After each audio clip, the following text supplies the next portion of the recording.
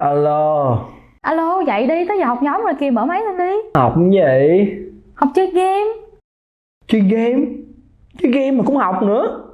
Ừ, tức là mình sẽ tìm hiểu tất tần tật về GameFi trong HNA Academy.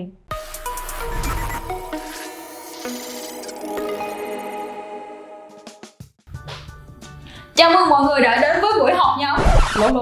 Chào mừng mọi người đã đến với buổi học nhóm hai thành viên GameFi 101 của HNA Academy. Và đáng nhẽ là sẽ có hai thành viên thật đó, nhưng mà do Henry bệnh mất tiêu rồi, cho nên là chỉ có mỗi Alice đồng hành cùng với mọi người trong episode đầu tiên này thôi. Và như mọi người đã biết thì khi mà chúng ta mới bắt đầu học một cái ngôn ngữ hoặc là một cái lĩnh vực nào đó thì chúng ta cần phải biết được những cái từ vựng cơ bản sẽ có trong lĩnh vực đó, đúng không? Thì trong episode đầu tiên ngày hôm nay, hãy cùng với Alice tìm hiểu những thuật ngữ sẽ có trong GameFi nhé. Đầu tiên sẽ là một thuật ngữ vô cùng quen thuộc nhưng mà mình nghĩ là các bạn cũng sẽ cần phải biết, đó chính là blockchain. Thì dành cho những ai chưa hiểu rõ, blockchain có thể được xem như là một cuốn sổ cái điện tử. Nó sẽ lưu lại toàn bộ thông tin giao dịch và hoạt động độc lập theo các thuật toán máy tính, hoàn toàn không bị bất kỳ một tổ chức nào nắm quyền kiểm soát. Đồng thời, việc lưu trữ nhiều dữ liệu giống nhau trên các máy tính khác nhau sẽ giúp cho dữ liệu không bị mất đi nếu như chẳng may có một nơi bị mất hoặc là bị hỏng. Bên cạnh đó, blockchain sẽ đảm bảo các thông tin đó không thể bị thay đổi. Blockchain chỉ có thể tăng lên. Điều này có nghĩa là bạn chỉ có thể thêm thông tin, bạn không thể chọn một ô và xóa dữ liệu ô đã có sẵn ở đó, hoặc là chỉnh sửa nó theo bất kỳ cách nào. Khái niệm thứ hai đó chính là crypto, hay còn gọi là cryptocurrency, dịch ra tiếng Việt đó chính là tiền mã hóa. Thực chất đây là một dạng tiền điện tử, tức là tiền được ban hành dưới dạng số hóa và sử dụng thông qua internet, như là tiền nằm ở trong internet banking hay là tiền nằm trong các ví điện tử như là Momo. Tuy nhiên, điểm đặc biệt đó chính là crypto sẽ được ban hành và quản lý bởi mạng lưới blockchain. Do đó, các giao dịch sẽ được thực hiện trực tiếp với nhau, không cần thông qua một bên thứ ba như là ngân hàng. Và Bitcoin chính là đồng crypto đầu tiên. Hiện tại trên thị trường sẽ có hai loại cryptocurrency, đó chính là coin và token. Coin được xem như là một phương tiện trao đổi và lưu trữ giá trị cho các mục đích như là thanh toán, đầu tư và phát triển của một dự án blockchain cụ thể. Tức là mỗi blockchain chỉ có một loại coin nền tảng duy nhất mà thôi. Ví dụ như Ethereum sẽ có đồng coin là Ether. Thứ hai đó chính là token. Nó sẽ sở hữu các tính năng của một đồng coin nhưng được phát hành từ những dự án xây dựng trên nền tảng blockchain của một coin nào đó. Ví dụ như là Kono là token của Konomi. Nó được xem là token vì được lưu trữ, giao dịch trên blockchain của Ethereum. Và có thêm một cái khái niệm nữa mình muốn bổ sung trong mục này, đó chính là tiền fiat, hay còn được gọi là tiền pháp định. Đây thực chất là một loại tiền do nhà nước ban hành và được xem là hợp pháp. Ví dụ như là Việt Nam sẽ có đồng tiền fiat là Việt Nam đồng, hay là Mỹ sẽ có đồng tiền fiat là USD. Thứ ba đó chính là NFT, là viết tắt của Non-Fungible Token, dịch ra sẽ là token không thể thay thế. Để mình lấy một ví dụ cho các bạn dễ hiểu nha. Ví dụ như là bức tranh Em Thúy này của họa sĩ Trần Văn Cẩn, thì đây là bức tranh real duy nhất trên thế giới, không có bức thứ hai. Chính vì vậy nó sẽ được xem là một bức tranh non-fungible. Mặc dù là sau này tác giả có thể vẽ thêm một bức tranh Em Thúy khác nữa vào năm 24 tuổi, nhưng mà nó sẽ không giống với bản ban đầu. Hoặc thậm chí nếu như tác giả có cố tình vẽ giống đến mức nào đi chăng nữa thì nó cũng sẽ có điểm khác mà thôi. Đó chính là đặc điểm của non-fungible, tính độc nhất. Nhưng mà cái bức tranh Em Thúy này chưa được xem là NFT, tại vì còn một thành phần nữa mà mình chưa nhắc tới, đó chính là chữ T trong NFT, đó chính là token. Tức là cái tài sản này, cái bức tranh này phải được token hóa, phải được số hóa trên công nghệ blockchain thì mới được xem là NFT. Và nếu như mà cái bức tranh này được token hóa lên thành NFT á, thì nó sẽ không bị thời gian ảnh hưởng, nó sẽ có tính vĩnh cửu và nó sẽ không lo bị đánh tráo. NFT có thể đại diện cho bất cứ thứ gì trong rất nhiều lĩnh vực và chúng được phân loại sương như sau. Thứ nhất là nghệ thuật, NFT art. Thứ hai là các vật phẩm trong game, NFT games. Thứ ba là phát triển nội dung như là âm nhạc, các dòng tweet hay là memes. Thứ tư là tên miền. Thứ năm là các vé tham gia sự kiện. Và thứ sáu là các sản phẩm tài chính như là bất động sản hay là đất đai.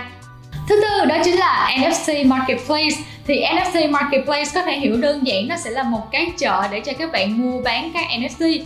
Thì mọi loại tài sản đều cần phải có thị trường để giao dịch và NFT cũng sẽ không ngoại lệ. Và NFT Marketplace sẽ có 3 dạng chính như sau. Đầu tiên là Exclusive NFT Marketplace, là thị trường dành cho việc mua bán các NFT độc nhất. Nhược điểm của thị trường này là tính thanh khoản thấp do số lượng ít và giá khá cao như là Super Rare hay là Foundation.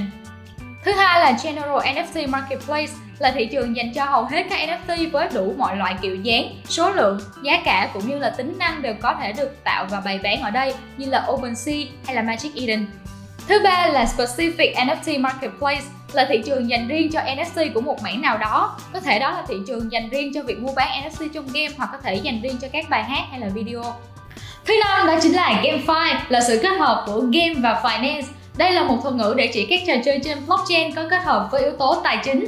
Và GameFi thường sẽ gắn liền với mô hình là play to earn, tức là chơi để kiếm tiền. Nghĩa là bạn có thể kiếm được lợi nhuận bằng cách là tham gia vào các trò chơi, làm nhiệm vụ và sau đó thường trò chơi sẽ trả thưởng cho bạn bằng token. Bạn có thể đem chúng đi bán và thu về lợi nhuận.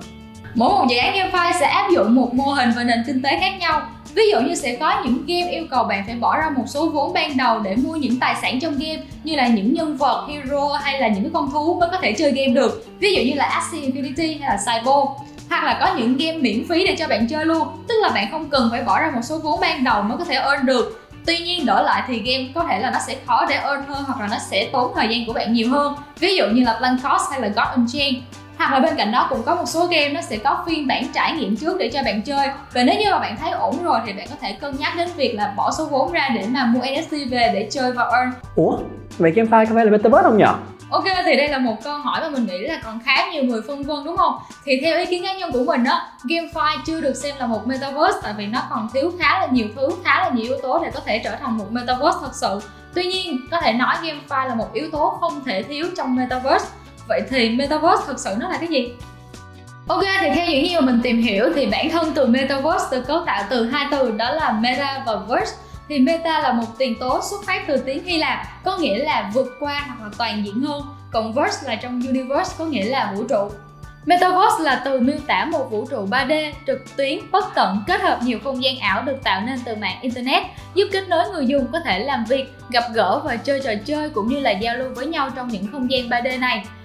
Nó như một thế giới ảo tồn tại song song với thế giới thực tại, và nhờ vào các công cụ hỗ trợ thực tế ảo tăng cường như là VR hay là AR thì tất cả các rào cản cho sự sáng tạo gần như là được loại bỏ.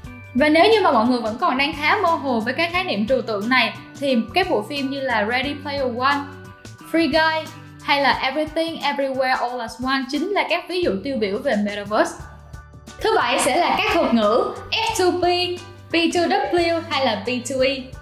Đầu tiên đó là F2P, dịch ra là Free to Play, thì có thể hiểu đơn giản chính là bạn sẽ được chơi game miễn phí. Đây là mô hình kinh doanh trò chơi trực tuyến, trong đó nhà phát hành trò chơi không tính phí người dùng khi mà tham gia trò chơi. Nhưng mà thay vào đó thì họ hy vọng là sẽ mang lại doanh thu từ quảng cáo hoặc là bán các vật phẩm trong trò chơi. Thứ hai là P2W, có nghĩa là Pay to Win, trả phí để thắng. Thì đây là mô hình trò chơi mà người chơi sẽ đầu tư tiền của mình để mà nâng cấp, mua những cái vật phẩm quý hiếm trong trò chơi để tăng khả năng chiến đấu và giành chiến thắng trong game.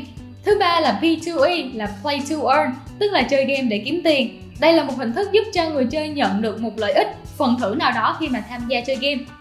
Thứ 8 đó là White Paper, thì đây sẽ là tài liệu dùng để mô tả các thuộc tính của dự án một cách chuẩn xác nhất, giúp cho cộng đồng có một cái nhìn tổng quan hơn về dự án đó. Chính vì vậy thì White Paper sẽ là nguồn thông tin chính xác nhất cho bạn nếu như bạn cần tìm hiểu về một dự án nào đó. Thứ 9 đó là Tokenomics. Thì Tokenomics là một thuật ngữ được ghép từ hai từ, đó là token và economic là kinh tế. Chính vì vậy Tokenomics được xem như là nền kinh tế của crypto, là cách mà đồng token đó được xây dựng và áp dụng vào một mô hình hoạt động của một dự án nào đó. Và Tokenomics sẽ bao gồm các yếu tố như là token supply, token application, token sell, token release, token use case, vân vân và vân vân. Thứ 10 đó chính là roadmap, dịch ra sẽ là lộ trình phát triển của dự án. Thì mỗi một dự án đều sẽ có lộ trình phát triển riêng của mình. Đây sẽ là những chiến lược, những mục tiêu mà dự án đề ra theo một cái lịch trình cụ thể, để nhờ đó thì các nhà đầu tư sẽ có những cái quyết định là nên đầu tư hay là đồng hành cùng với dự án hay là không.